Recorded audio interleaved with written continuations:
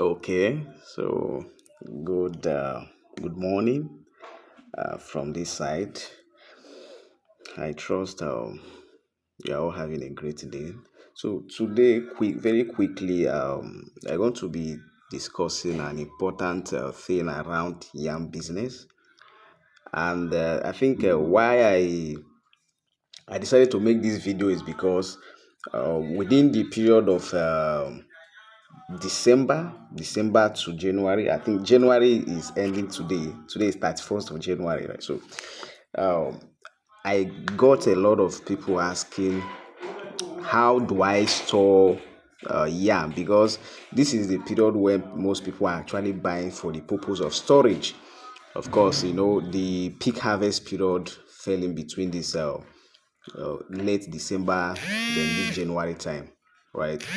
So a lot of people were asking that how can they store yam so that it is not damaged, so they'll be able to make minimal losses or no losses at all. If that is possible, in many cases it's not possible that you don't make just some little losses, right? But how do we minimize it?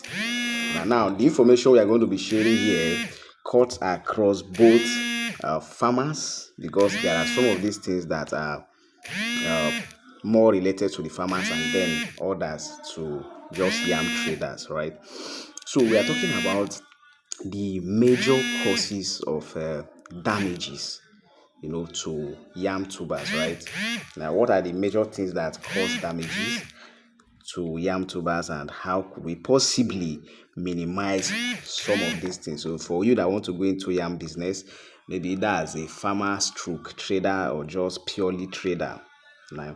Now, one of the most important thing there we are looking at is mechanical injuries.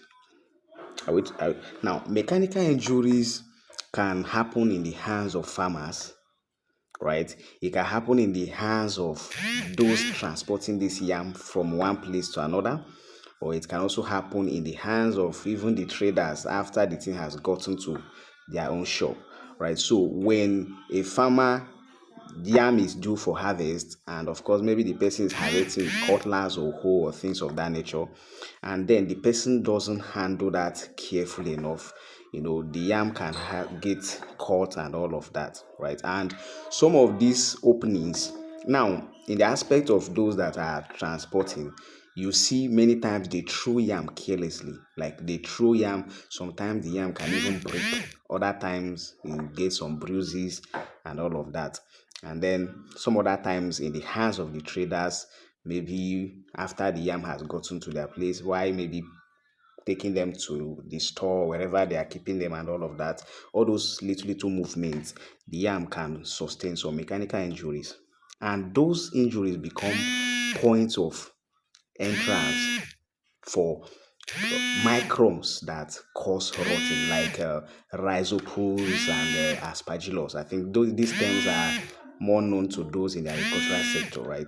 So these are microbes that cause rotting, and they usually enter the yam through all those injuries. So right, as a farmer now, you having this knowledge will help you that while you are harvesting your yam, you harvest carefully.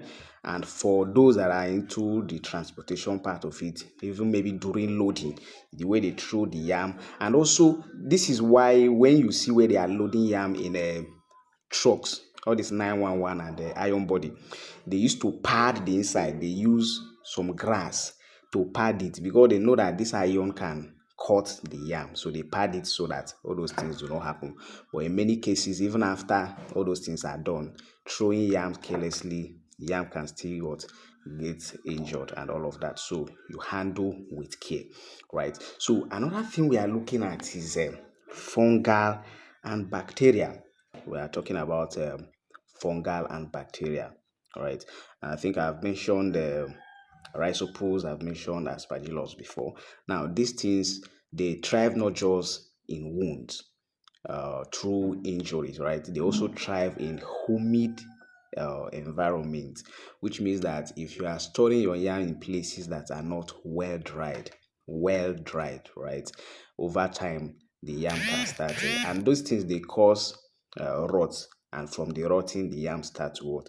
To decay, and they decay very fast. So one of the ways of ensuring that this doesn't happen is now from the hand of the farmers after harvesting. That's what we call curing. Now that is simply air drying. So you air dry the yam for just a few days, right? You air dry it for a few days, and then if you have infected tubers among some of those things, you immediately you notice that some tubers have been infected, you remove them so that they don't affect other healthy tubers. Now another thing we are looking at is high temperature. Yes, I remember one of my customer from Lagos said, in this heat like this, how are we going to store yam? You know, so many times it's not really uh, about whether there is heat generally or not. It's about whether there is air circulation, right? So when you are storing your yam in an airtight environment, the yam will experience the heat there. You know, there's going to be so much heat, and that is going to increase the rate of respiration, sweating, and of course, the yam will start to decay. That's why you see that.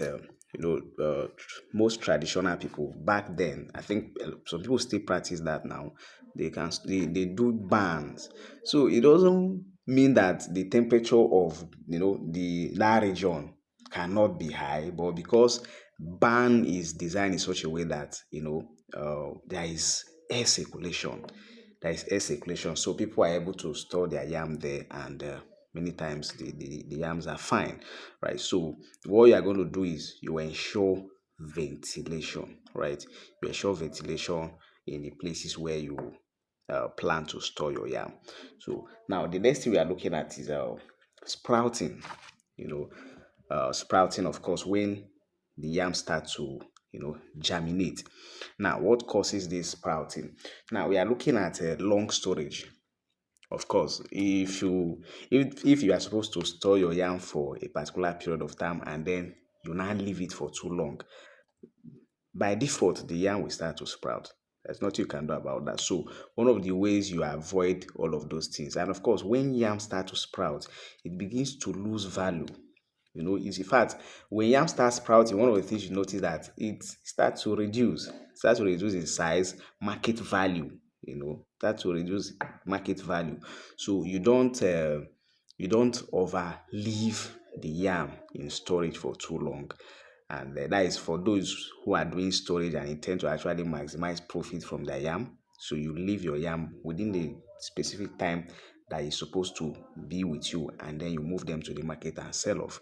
And then there are this one is research based, that we have some sprout suppressants, like things that can suppress sprouting. And I think one of the things they mentioned there is ash, normal ash that and also neem leaves.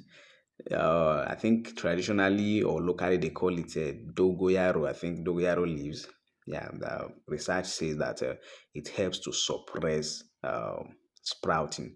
So you could try that out. I'm not a farmer, so I don't know. Maybe if you're a farmer and you're watching this video, you could tell us if you have been able to practice any of all these things. Maybe you use ash before, or you use the neem leaf before, to because most farmers usually they store yam seedlings till the time of planting. So many times they experience all of these sprouting issues. So I don't know which of the practices you have tried before that worked for you. You could help us to so that we can learn from you. Then another thing we are looking at is insects and rodent damages. Of course, you keep your yam in stores where rodents and insects have access to it, and of course they will bite it and then create some injuries around the yam, and that also becomes a point of entry to microbes that cause rotting. So one of the things you are going to do is try to ensure that you have platform that brings your yam off the ground. That could actually help a little. It might not help 100%, but it can help a little.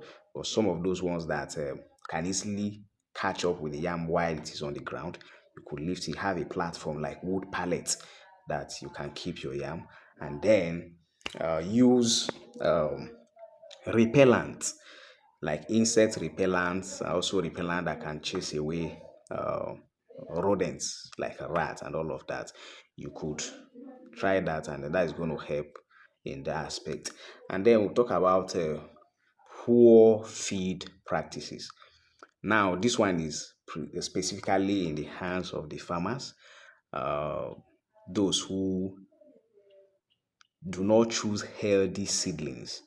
No, the seedlings that they plant are not good species of seedlings, or I don't know, healthy ones, because many times, when you put in good seedlings, of course, you get good uh, outcome from your farm. Yeah, but when you choose seedlings that are not very healthy, of course, the result will always show. And then uh, planting in areas that are not well drained. Yams don't do well in waterlogged environment. That's why usually I think a part of why Benue yams do so well is because the nature of the soil where they farm their yam, allows for easy drainage. So the soil is not too compact. So water drainage is very, very easy. There is no waterlogging there. Understand? And those nature of soil also allows for yam to expand freely.